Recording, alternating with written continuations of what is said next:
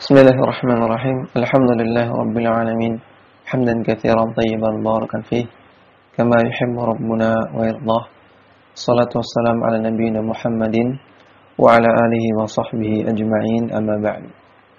Kembali kita membaca kitab At-Ta'liqat ala Kashfi Syubhat. Syekh Abdullah Al-Qasir mengatakan, "Wa min syubahi a'da'i tauhidil anbiya'i wal mursalina istidlaluhum ala syirkihim fil istighatsati bil anbiya'i yaumal qiyamati." Di antara syubhat-syubhat yang dilontarkan para musuh-musuh tauhid yang dihadapi oleh para nabi dan para rasul, mereka berdalil untuk membela kesyirikan mereka dengan istighatsah yang dilakukan manusia kepada para nabi di hari kiamat, bitolabi syafa'ati minhum indallahi ta'ala, yaitu ketika manusia meminta syafaat dari para nabi tersebut di sisi Allah Subhanahu wa taala. Li fasril qada'i wa irahatil khalqi min qurabil mawqifi wa huwa lahu.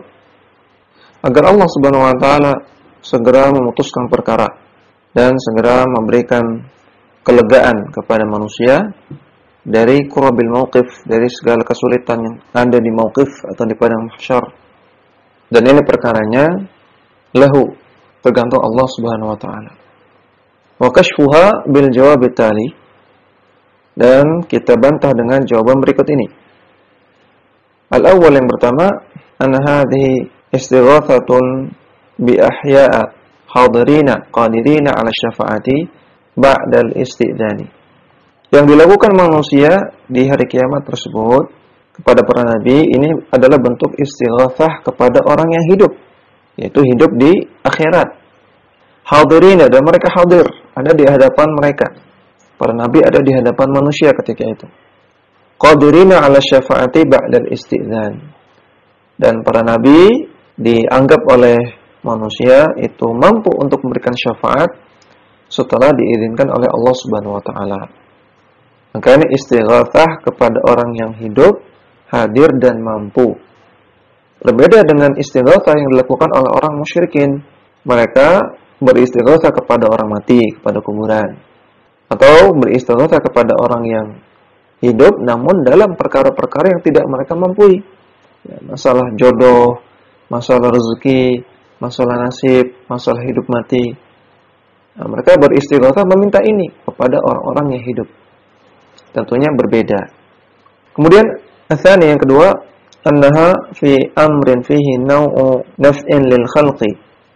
Yang dilakukan oleh manusia di hari kiamat tersebut adalah dalam perkara yang fihi naw'u naf'in lil khalqi, dalam perkara yang terdapat unsur memberikan manfaat kepada sesama manusia.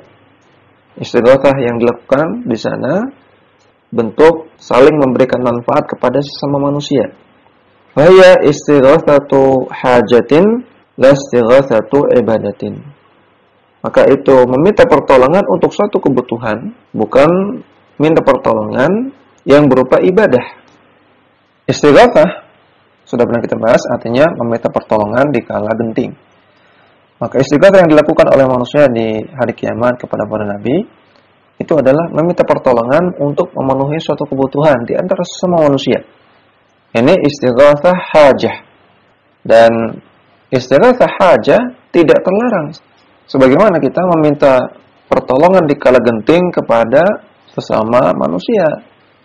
Seperti yang sudah kita contohkan, minta pertolongan ketika tenggelam di kolam renang, meminta pertolongan ketika rumah kebakaran misalnya, minta pertolongan ketika dirampok oleh perampok. Maka ini tidak terlarang, hukumnya boleh. Allah Subhanahu wa taala katakan, wa ta'awanu 'alal birri wat taqwa wa la ta'awanu 'alal itsmi wal 'udwan. Saling tolong-menolonglah dalam kebaikan dan ketakwaan, dan jangan tolong-menolong dalam dosa dan permusuhan. Maka ini tolong-menolong yang dibolehkan untuk saling memenuhi kebutuhan sesama manusia. Yang dilarang adalah istighatsah yang berupa ibadah, istighatsah ibadah. Yang tentunya ibadah hanya boleh diserahkan kepada Allah Subhanahu wa taala. Yaitu istighatsah yang disertai dengan tawakal kepada yang dimintai pertolongan, disertai dengan khudu, ketundukan kepada yang dimintai pertolongan, disertai dengan ta'zim, pengagungan kepada yang diminta pertolongan, dan dalam perkara-perkara yang hanya dimampu oleh Allah Subhanahu wa taala. Makanya istighatsah ibadah. Seperti minta pertolongan untuk mendapatkan rezeki, untuk mendapatkan jodoh, minta pertolongan agar dihindarkan dari bahaya, minta pertolongan agar dihindarkan dari kesulitan-kesulitan, minta pertolongan agar diangkat wabah, agar diangkat kekeringan. Tentunya ini hanya Allah yang mampu melakukannya. Kemudian yang ketiga, tsalits, anna la nunkirul istighatsata bihayyin hadirin fi ma yaqdiru alaihi. Kita tidak mengingkari beristighatsah kepada makhluk yang hidup, yang hadir dan mampu untuk melakukan pertolongan. Wa inna nunkirul istighatsata bil amwati wal ghaibina. Namun yang kita ingkari adalah beristighatsah kepada orang-orang yang sudah mati dan juga orang-orang yang gaib, tidak ada di hadapan kita. Au bihayyin hadirin fi amrin la yaqdiru alaihi illa Allah taala.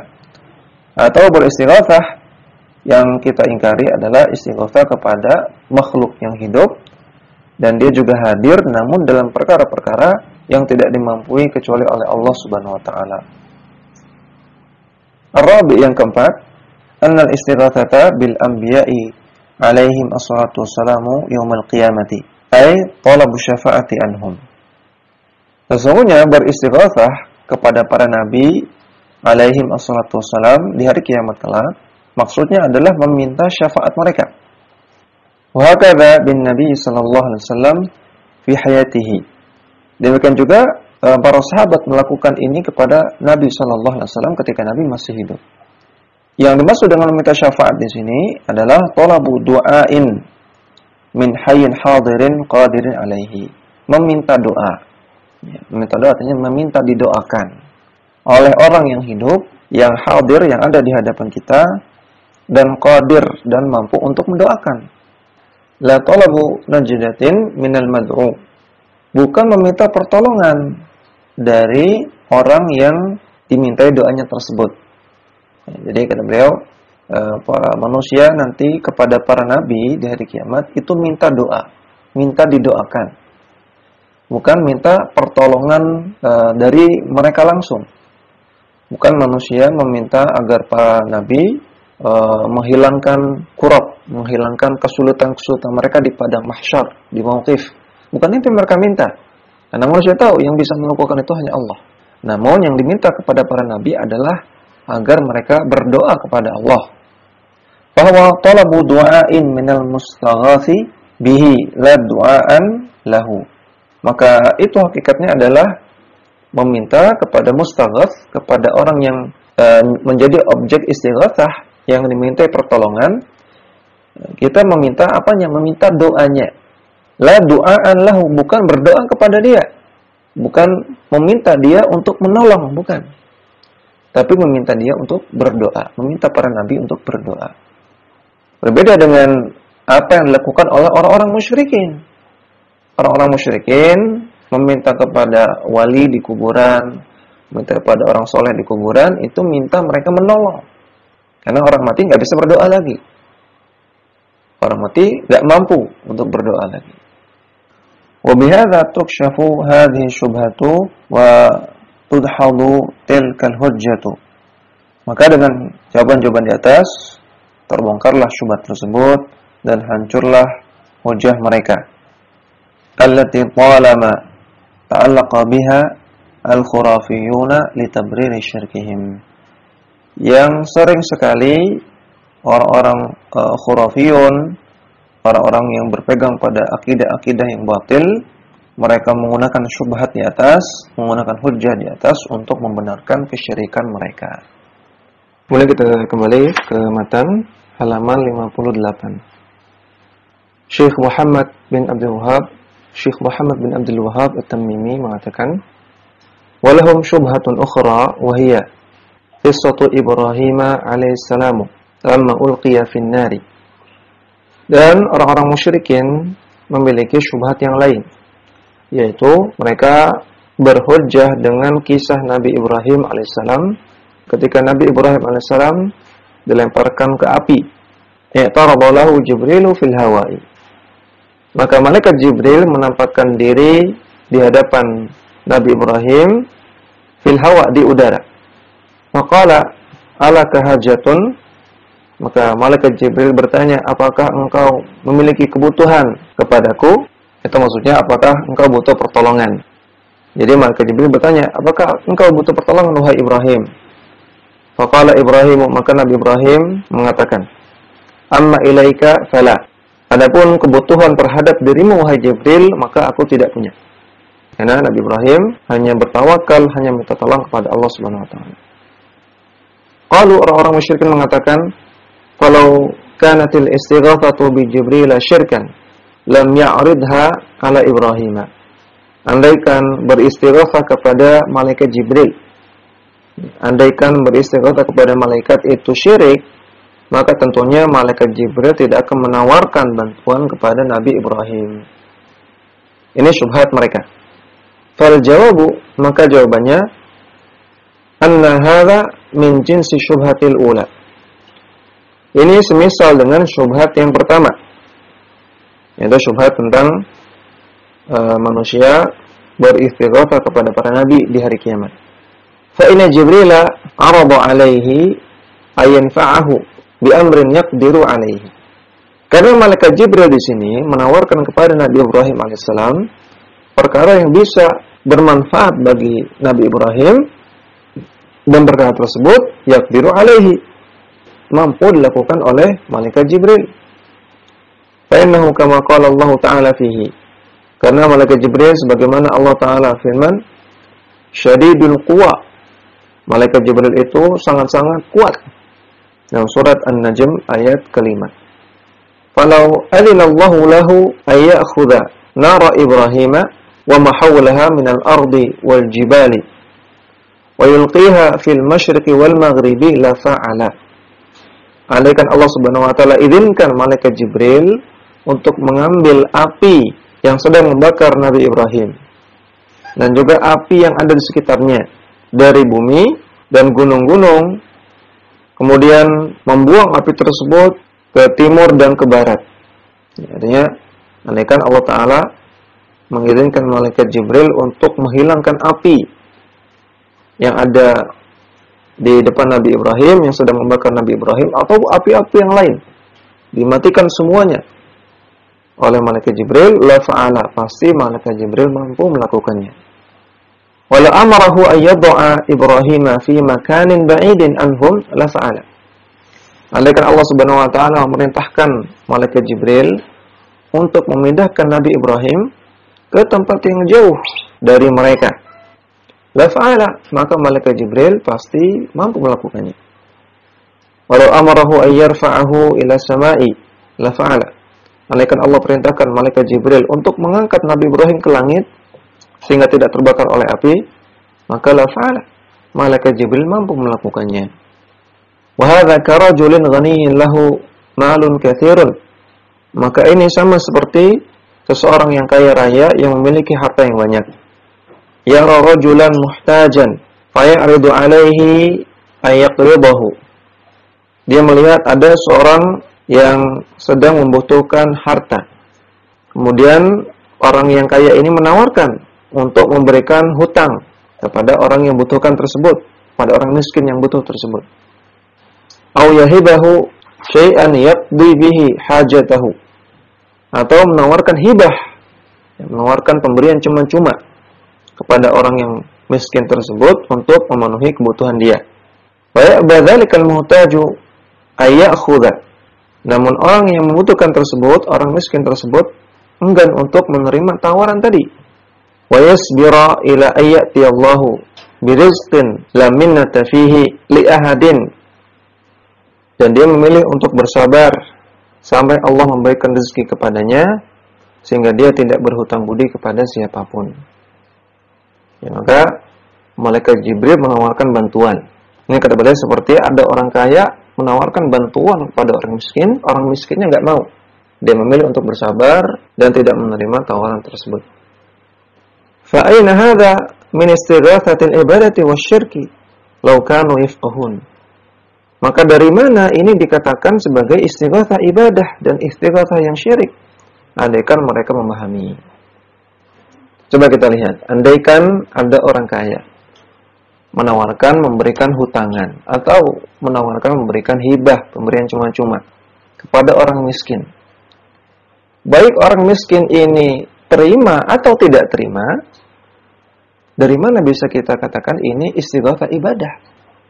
Dari mana kita bisa katakan ini syirik? Tentunya jauh sekali. Ini bukan kesyirikan. Ya, tentunya ini memberikan manfaat kepada orang lain. Ini masalah hajah. Masalah kebutuhan antara sama manusia, antara sama makhluk.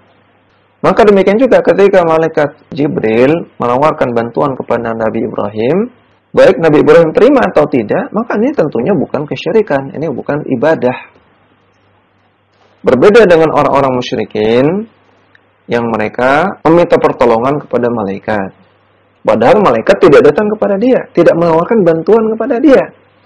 Andaikan malaikat datang, menampakkan diri di depan seseorang, kemudian menawarkan bantuan, kemudian orang tersebut menerima bantuan dari malaikat, maka ini kita katakan tidak masalah, ini bukan kesyirikan.